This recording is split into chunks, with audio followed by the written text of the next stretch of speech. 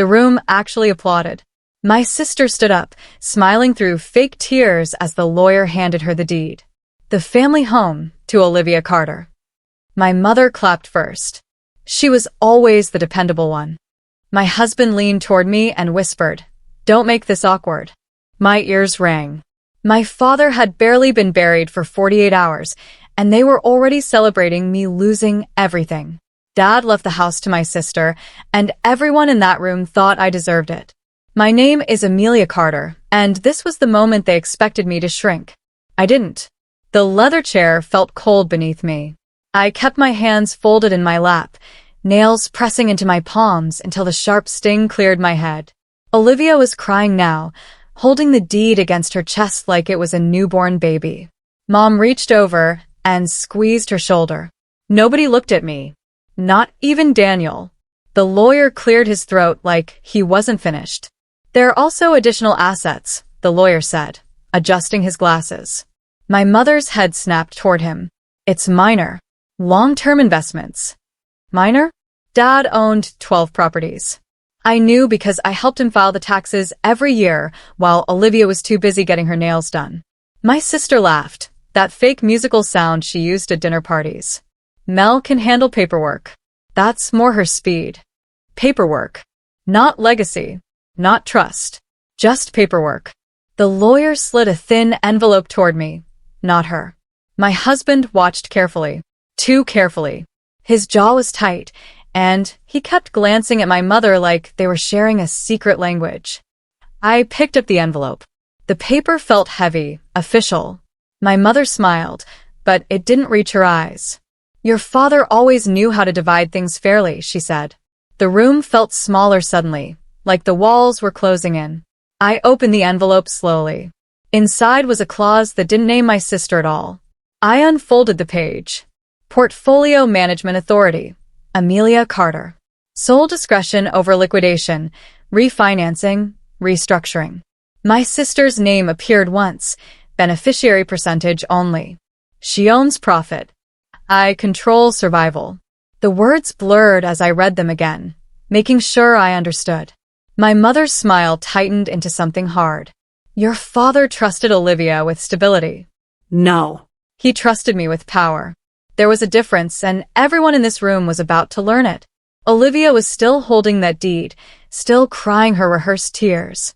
She had no idea what she didn't get. Daniel shifted in his seat beside me. His hand found my knee, squeezing too hard. A warning, not comfort. The lawyer was packing his briefcase, avoiding eye contact with everyone. He knew what this meant. Dad had split the inheritance like a bomb, and the timer just started ticking. My husband leaned close and whispered, "We need to talk. Privately." In the hallway, his tone shifted. "You're not going to start something, right?" I stared at him. Start what? A fight. He ran his hand through his hair, that gesture he used when he was frustrated with me. "Your mom thinks you'll overreact." Your mom. Not our family. Not my mother. I felt something cold settle in my chest. "When did you talk to my mom?" He looked away. "She called yesterday. She's worried about you." Yesterday. Before the will reading. Before anyone knew what Dad had written.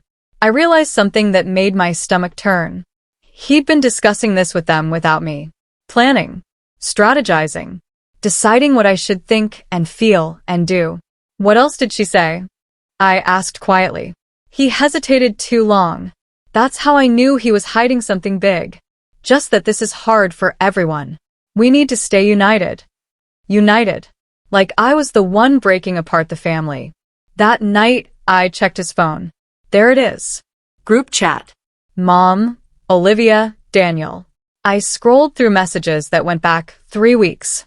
Once Mel signs management back over, we're unified. Signs it back over? My hands shook as I read more. She'll be emotional. We need to be gentle but firm. The portfolio should stay in the family. Real family. Real family. Like I was an outsider in my own bloodline. They'd planned to corner me, emotionally overwhelm me, make me look unstable, so I'd surrender control.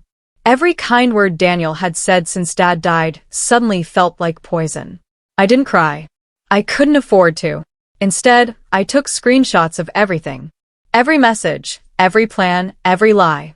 My phone glowed in the dark bedroom while Daniel slept beside me like nothing was wrong. I wanted to shake him awake and demand answers, but I didn't. Because now I knew the truth, and they didn't know I knew. That was power. The next morning, Olivia made her move. She hosted a brunch at the house. My father's house. The one she'd just inherited. She invited extended family, cousins I hadn't seen in years, old neighbors. The dining room table was covered with pastries and fresh flowers. Olivia stood at the head, wearing mom's pearls, introducing herself as head of the Carter estate. My mother loudly announced, "Some daughters are just more reliable." People looked at me with pity, like I was the family disappointment who finally got what she deserved. Aunt Carol patted my hand.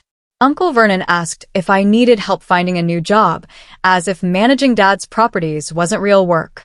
Daniel squeezed my hand, another warning. I stood up. The room went quiet. I smiled. Actually, I activated Dad's management clause this morning. Forks froze midair. Coffee cups stopped halfway to mouths. Olivia's face went blank, then she laughed. "What are you talking about?" I pulled the documents from my purse. Registered. Filed. Confirmed. Her laugh died. The paperwork was official. State-stamped. Lawyer approved. Irreversible. I'd filed it at 8 a.m., before Olivia even woke up to prepare her victory brunch. Every property in Dad's portfolio now fell under my sole management authority. Olivia's face drained of color. "You wouldn't dare sell anything." I tilted my head, studying her like I was seeing her for the first time. "Watch me." My mother stood up, so fast her chair scraped against the hardwood floor. "Amelia, this is not what your father wanted." But it was exactly what he wanted. He wrote it into the will. He made it legal and binding. He chose me for this, not her. Dad trusted me to make the right decisions, I said calmly. So, that's what I'm going to do. Daniel tried to pull me aside, but I shook him off. For the first time in my entire marriage, I didn't care what he thought. The guests started whispering, phones coming out, probably texting other family members. Olivia looked like she might be sick. That afternoon, the bank called me. 2 properties were leveraged. High-interest loans. Signed digitally just 3 months ago. Using inflated rental projections that didn't match reality. Dad didn't sign those papers. He was already sick by then, barely able to hold a pen. Olivia did. And Daniel co-signed advisory documents, recommending the loans as sound investments. My husband helped her. While I was taking care of Dad, driving him to appointments, managing his pain medication, they were stealing from him. The bank representative sounded concerned. "These loans are underwater, Mrs. Carter. If the properties don't generate projected income, we'll need to discuss options." Options meant foreclosure. Dad's legacy, destroyed by greed. I felt rage burn through my chest, white-hot and clarifying. "I need copies of all signed documents," I said. "Everything." "Of course. We'll email them within the hour." I hung up and stared at my phone. I now legally had cause to remove Olivia's access to everything. I called a family meeting. Same dining room table. Same people. Different energy. This time, nobody was smiling. I told them we needed to discuss portfolio finances.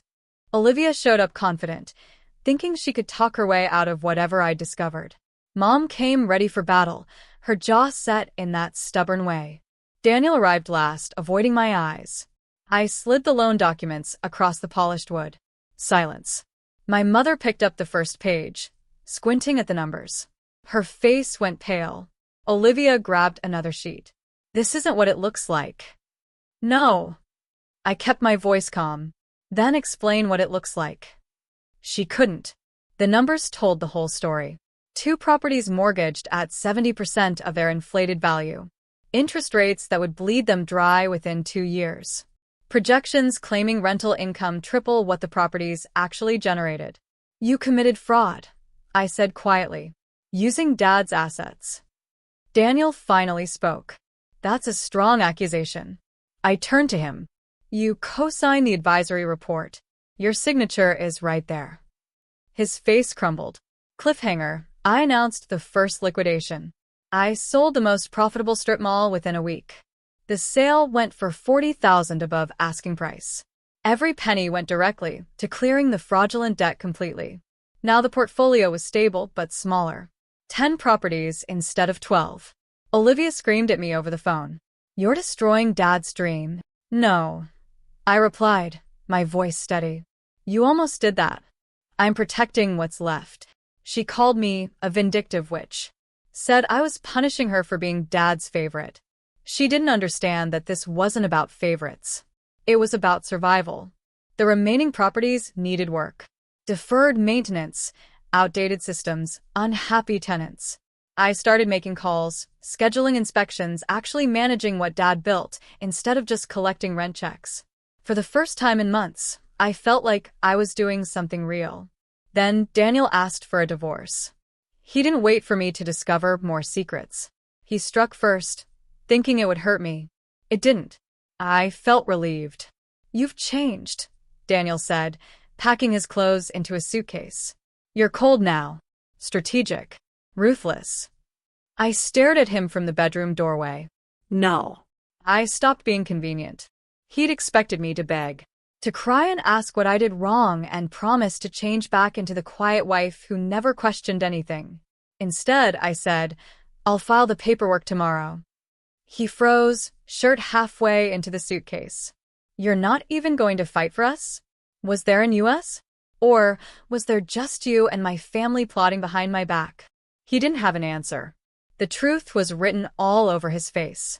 He'd married me thinking I'd always be the soft one, the manageable one. He'd sided with my mother and sister because he thought they'd win. He'd bet on the wrong horse, and now he was scrambling. "I want the apartment," he said. "It's in my name. Take it." I didn't care about the apartment. I cared about the 10 properties generating income. He left 3 days later. My mother started a smear campaign that same week. Relatives called me greedy, ungrateful, selfish. My mother told everyone I was having a breakdown. That grief made me cruel. She painted herself as the worried mother trying to protect her daughters from destroying each other. But then the tenants started contacting me directly. They told me things Olivia never mentioned. She'd raised rent illegally, ignoring city ordinances. Multiple units had black mold that she refused to fix. She'd cut the maintenance budget in half and pocketed the difference. One elderly tenant named Mrs. Chin showed me photos of water damage that had been reported 6 times, with no response. "Your sister said it was cosmetic," she explained. "But my granddaughter has asthma now." I fixed everything. Quietly. Hired contractors, paid for proper remediation, returned rent increases to legal limits. I didn't announce it on social media or send press releases. I just did the work. Slowly, tenants began thanking me publicly, posting reviews, telling neighbors. The narrative shifted. Then Olivia couldn't afford the house repairs. The foundation had water damage, serious structural issues that the home inspection somehow missed. Or maybe Olivia skipped the inspection entirely, too eager to move in and play house. Insurance wouldn't cover it because the damage was from long-term neglect. She needed $30,000 immediately. She called me, her voice shaking. "You have to allocate portfolio funds. This is Dad's house." "Your house," I corrected. "Dad gave it to you. Your responsibility. You're really going to let it fall apart?"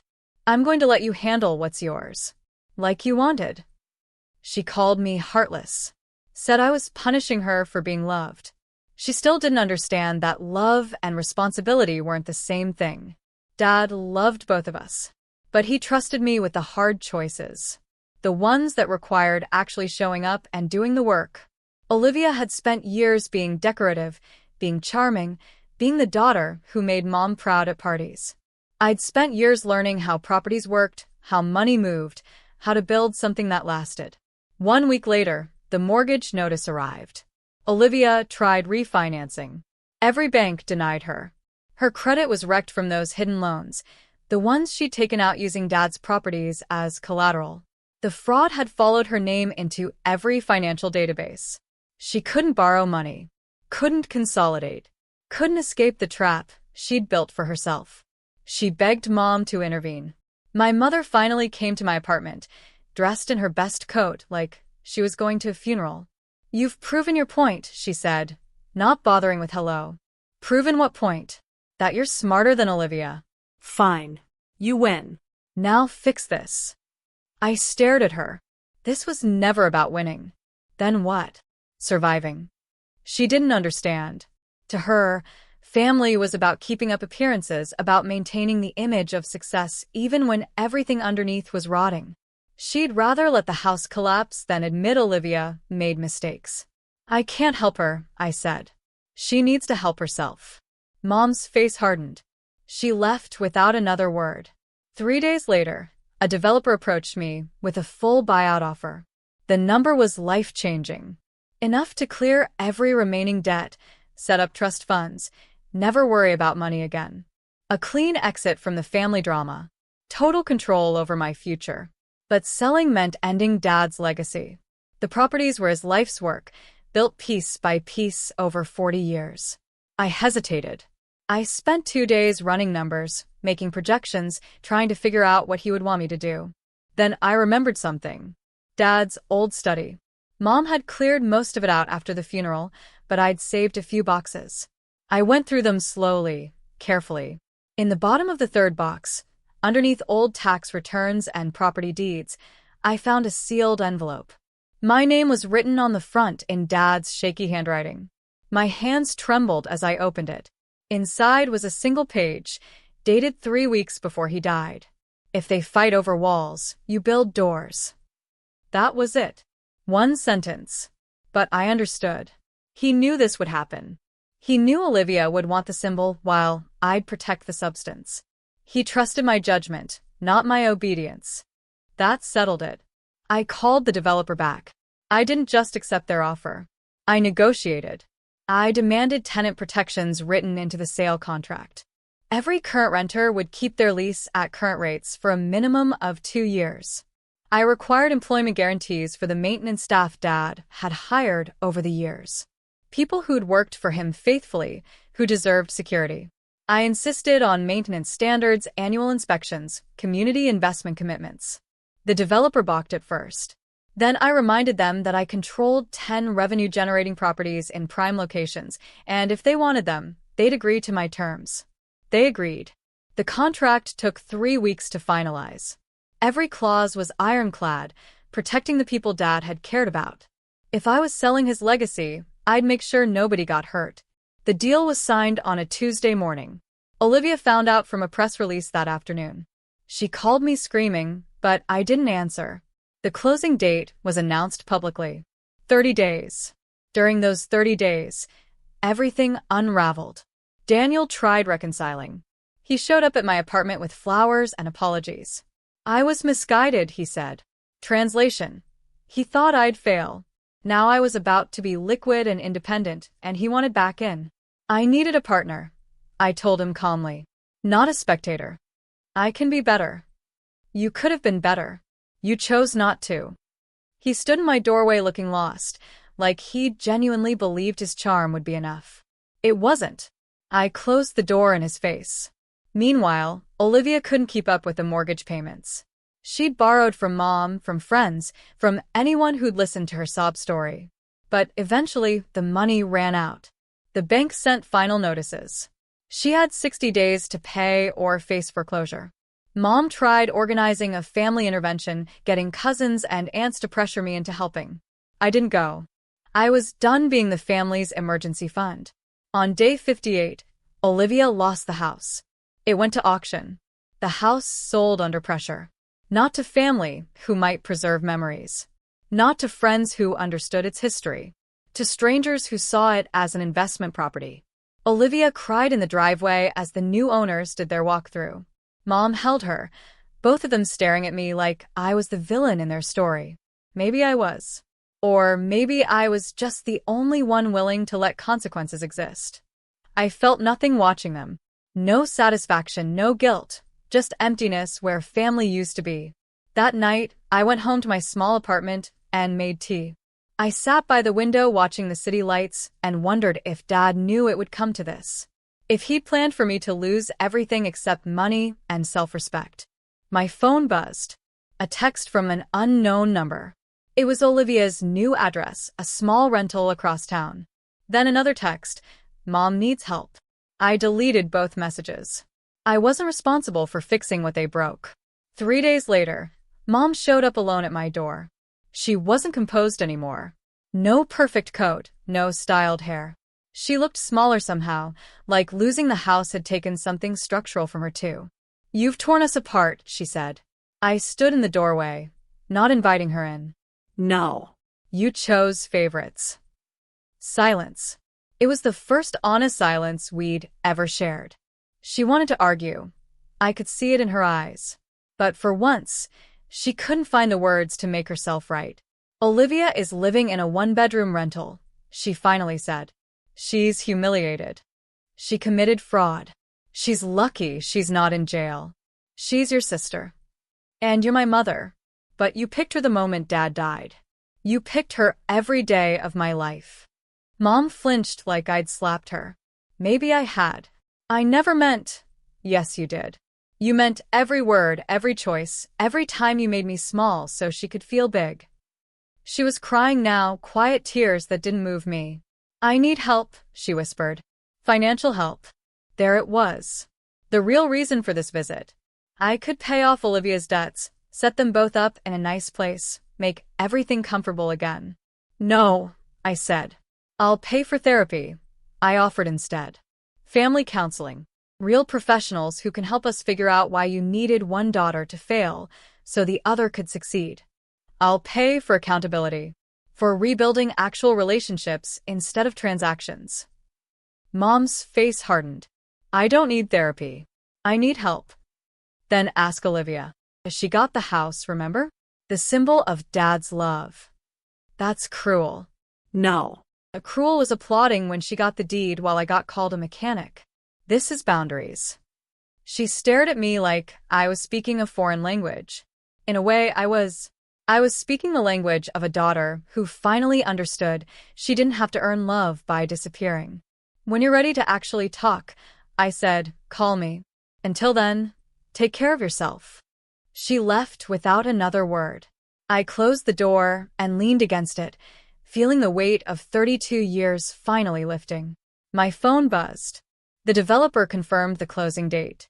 3 days away. I was almost free. Olivia sent a letter the next morning. It came in the mail, handwritten on nice stationery. I almost threw it away without reading. But something stopped me. The envelope felt heavy. I opened it standing in my kitchen. The letter was 3 pages long, and for the first time in our lives, Olivia told the truth. She admitted she'd always envied me. Dad confided in me about business, about properties, about decisions that mattered. He took me to site inspections and taught me how to read contracts. He never did that with her. The house was compensation. A consolation prize for being the pretty daughter instead of the capable one. "I thought if I got the house, it would prove I mattered to him," she wrote. "But control was trust. And he trusted you." She said she was sorry. Sorry for the fraud, for the plotting, for letting Mom turn us into competitors instead of sisters. She said she understood now why I sold everything. "You weren't protecting money. You were protecting what he actually built. I only wanted the symbol. You saved the substance." I read the letter 3 times. She was finally understanding. But understanding doesn't erase damage. I didn't know if I'd respond. The closing day arrived. The conference room was cold and professional. Lawyers on both sides, the developers' representatives, bank officials. Papers stacked in neat piles. I signed my name 27 times. Each signature transferring another piece of Dad's life work to someone else, but also freeing me from the weight of it. The funds wired to my account before we left the building. Final signatures completed. Portfolio gone. Debt cleared. Future secured. I walked out of that office lighter than I'd felt in months. The properties would be maintained. The tenants would be protected. The staff would keep their jobs. I'd negotiated everything Dad would have cared about. And now I could finally breathe. I drove to the coast that afternoon. Parked at a lookout point, and watched the ocean until the sun started setting. My phone buzzed with congratulations from my lawyer, confirmation from the bank, automated messages about the transfer. I turned it off. For the first time since Dad died, I sat in silence and let myself feel everything. Relief. Grief. Freedom. All of it. Months later, I launched a consultancy. Property management for people who inherited assets they didn't understand.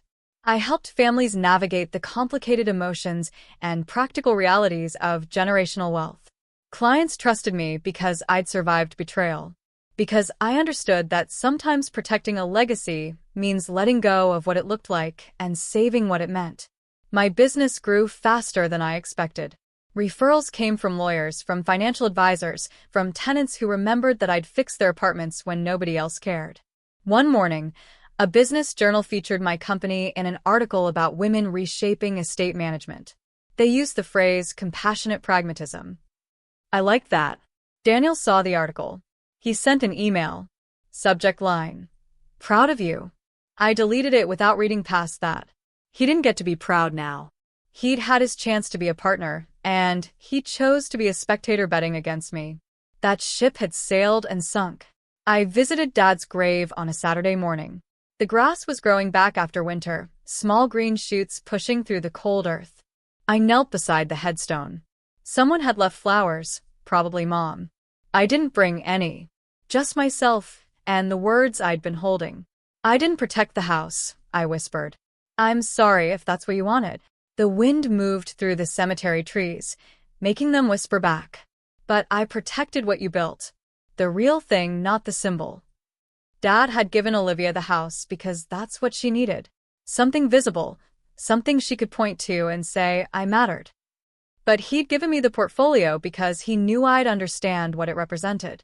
Years of work, relationships with tenants, responsibility to people who depended on stable housing. He'd given me the hard part because he trusted me with hard things. She finally understands, I said. Olivia. She sent a letter. I didn't tell him I hadn't responded yet, that I was still deciding if forgiveness was possible or even necessary. The headstone was quiet, offering no advice. That was okay. I didn't need advice anymore.